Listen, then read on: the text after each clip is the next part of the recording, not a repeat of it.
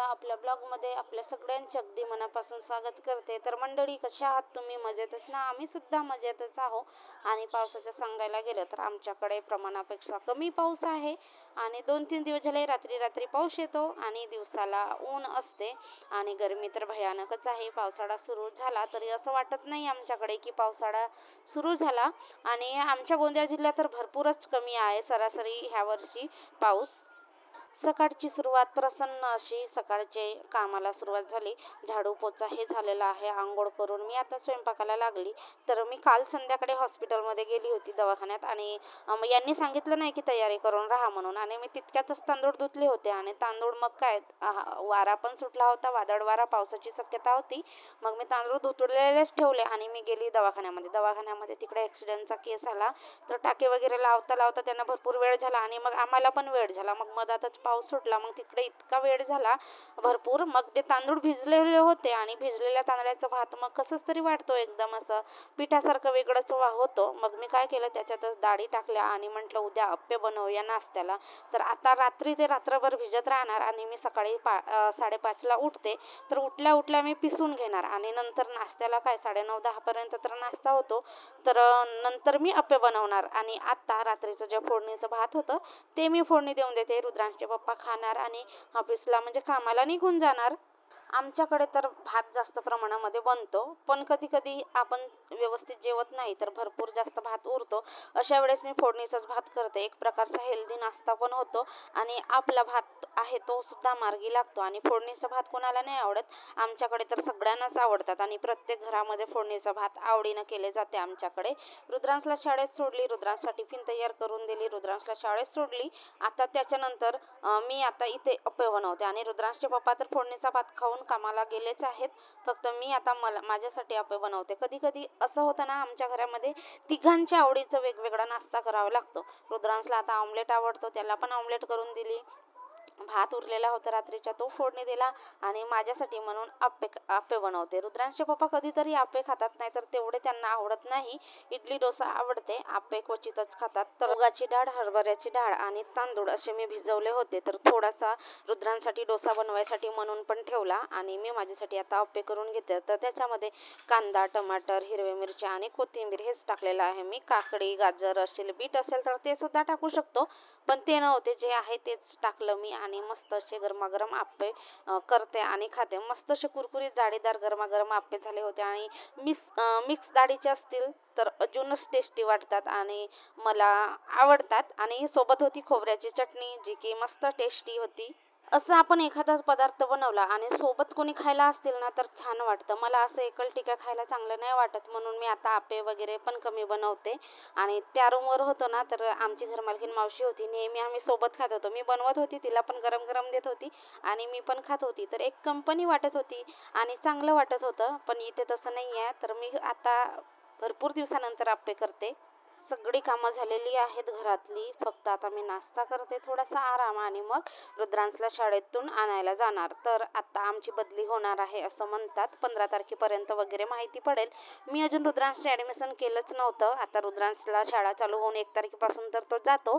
तर आत्ता सोमवारी मी, म्हणजे आज व्हिडिओ तर आधीचाच आहे, पण आज मी त्याचं ॲडमिशन करते. आता किती दिवस बिना ॲडमिशनने जाणार? गेले तर ॲडमिशनचे पैसे.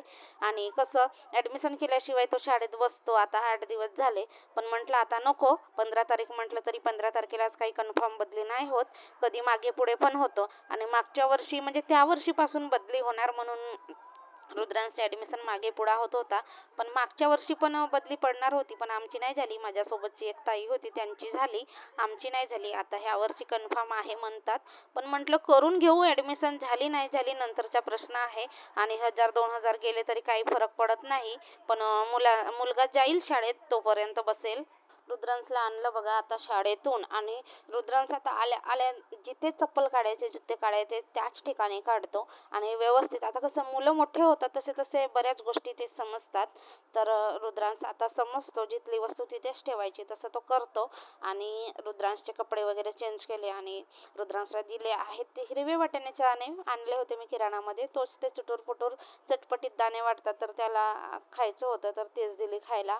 आणि त्याला कुरड्या पण खायच्या होत्या. बोलवते. मी म्हटलं आता कच्चे नको खाऊ बाबा कुरड्या, मी तळून देते. आणि मी पण मग चिप्स वगैरे हे तळले. माझं जेवण अजून व्हायलाच होतं. मी म्हटलं जेवणासोबत आपल्याला खाता येईल आणि कधीतरी जेवणासोबत असे खाल्लं पण पाहिजे, छान वाटतात. आधी मी रोज खायची, एक दिवस सोडून दुसऱ्या दिवशी तर खायचीच खायची. मला खूप जास्त आवडायचे पिंगर, जे आम्ही नड्डे म्हणतो, पिंगर म्हणतो, ते मी खायची. आणि माझ्याकडे आता पण आहेत आणि खाते मी. पण आता तळणीचं प्रमाण बराच असा कमी प्रमाणामध्ये केलेलं आहे. नाहीतर आधी डेली रोज मला लागत होतं. रुद्रांचे पप्पा खात किंवा नका खात, मी खात होती. आता पण तसंच आहे. रुद्रांश पण खातो, नाही खात, त्याला आवडतो त्या वस्तू खातो. रुद्रांशचे पप्पा तर तेलकट खायला नाहीच म्हणतात. पण मी खाते, मला आवडतात म्हणून. पण आधीपेक्षा भरपूर प्रमाण कमी केलेलं आहे, कारण आपण आपली तब्येत पण जोपासली पाहिजे. आता तेलकट खाणं म्हणजे योग्य नाही आहे प्रमाणापेक्षा जास्त. आठवड्याची आला लसणची पेस्ट संपली होती, तर मी ते लसण आले सोलून घेतलेलं आहे आणि कांदे सुद्धा सोलते. तर आठवड्याभर पुरलं पाहिजे असं नाही आहे, त्याहून जास्त पण पुरतो आणि त्याहून कमी पण पुरतं, पण वेळेवर पाहिजे म्हणून मी करून ठेवते. आणि फ्रीजमध्ये कसं एखाद्या प्लास्टिकच्या डब्यामध्ये किंवा स्टीलच्या डब्यामध्ये ठेवलं तर फ्रीजमध्ये वास पण येत नाही.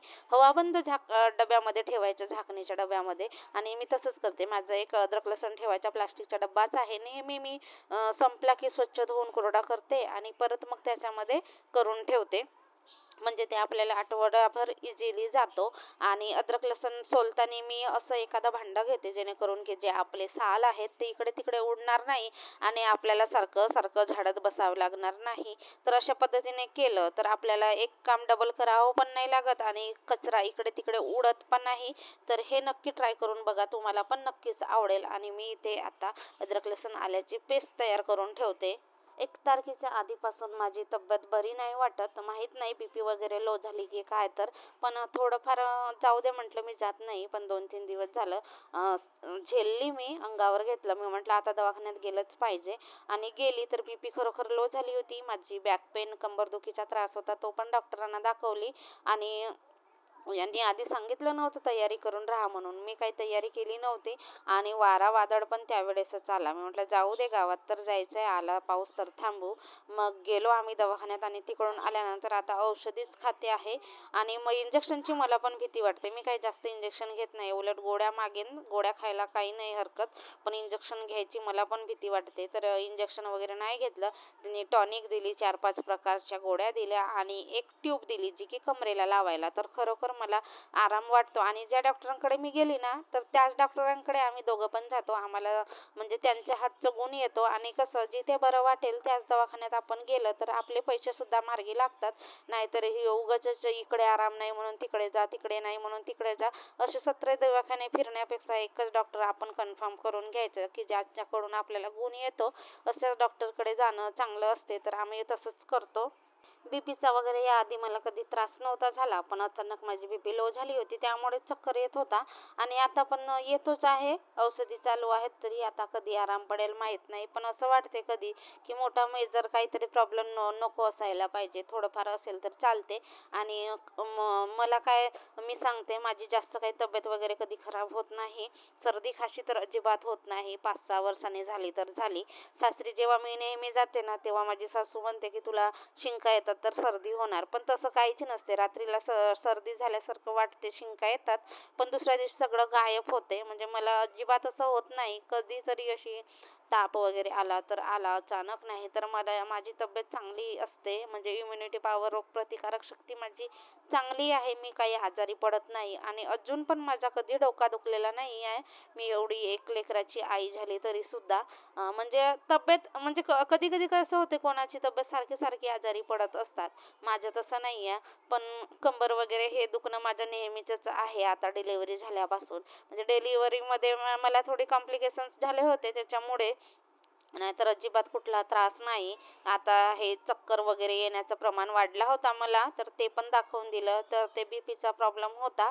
तर अशा पद्धतीने असते माणसाची तब्येत, कधी कमी जास्त होते, काही सांगता येत नाही. आपण म्हणतो की बरी असते आपली तब्येत, खराब होत नाही, पण कधी सांगता येत नाही. तसं पण नाही म्हणावं, आपली नजर आपल्यालाच लागते म्हटलं तरी हरकत नाही. थोडंफार माणसाला टेन्शन असतो, ह्या टेन्शनमुळे सुद्धा तब्येती कमी जास्त होतात. आता प्रत्येकच माणसाला टेन्शन असते, सुखी तर कोणीच नाही आहे. चला मैत्रिणींनो, इथेच मी माझ्या ब्लॉगचा एंड करते. तर मस्त खा, स्वस्त राहा आणि आपल्या तब्येतीची काळजी घेत राहा. धन्यवाद.